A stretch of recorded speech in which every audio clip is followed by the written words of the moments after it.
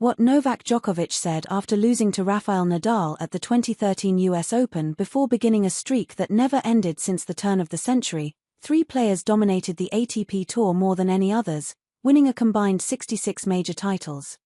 Roger Federer was the first, soon followed by Nadal, and then Djokovic, as the trio battled it out for supremacy at the sport's biggest tournaments.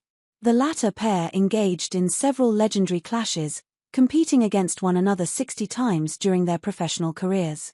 Djokovic narrowly edged their rivalry, winning 31 times, while Nadal secured 29 victories, as momentum swung back and forth over 18 years of action. Both players endured tough losses over the years, with Djokovic suffering a particularly devastating defeat in 2013. Djokovic traveled to New York 12 years ago, having reached the final of the US Open in 2010, 2011, and 2012.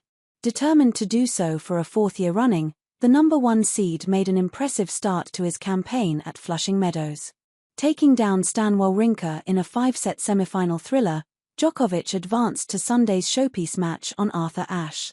It was there that he would face off against his rival Nadal once more, having lost his previous two contests with the Spaniard in 2013. Form showed during the first set, as Nadal broke early on and never looked back, taking the advantage, 6-2, making just 4 unforced errors, to Djokovic's 14. Looking to bounce back, Djokovic won one of the tournament's greatest ever points in the sixth game of the second set, eventually breaking Nadal's serve after an exhausting 54-shot rally. Exchanging breaks, Djokovic held firm to level proceedings at 1-1, as he looked primed to become just the second player in 20 years to win the US Open final, having dropped the first set. An early break for the Serb in the third made that all the more likely before Nadal's level rose again, edging closer to victory at 2-1. A dominant fourth set saw Nadal take home his second US Open title with a 6-2, 3-6, 6-4, 6-1 victory over Djokovic. After such a tough defeat, Djokovic was asked in his post-match press conference how he planned to turn the frustration into motivation for 2014. "I have to, it's part of my life," he said. "I mean, many times you fall as an athlete, and, you have to learn the lesson and keep on going, keep on fighting, keep on improving.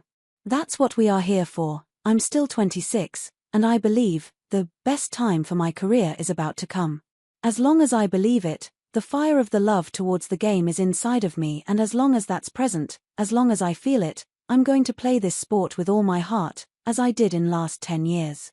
Djokovic certainly had the fire inside of him, as he pushed on to achieve great things on the ATP Tour, turning over a new leaf in his rivalry with Nadal.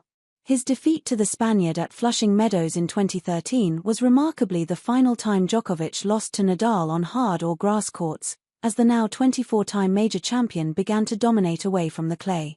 Djokovic won their final 10 meetings away from clay courts, with arguably his most impressive victory coming at Wimbledon in 2018. In a true epic, Djokovic prevailed 10-8 in the fifth set, as the pair put on an instant classic the center court crowd won't soon forget. While his performances on hard and grass were impeccable during the latter stages of their rivalry, Djokovic also began to enjoy more success on the clay. In their final 13 matches, Djokovic narrowly trailed the Spaniard 6-7 on the surface, securing his first French Open victory over Nadal in the 2021 semifinals. They played one final time at the 2024 Olympic Games, as Djokovic won his 31st match against Nadal, en route to the gold medal. When Nadal retired from tennis last year, their rivalry came to a close, having entertained fans in each of their 60 classic matches.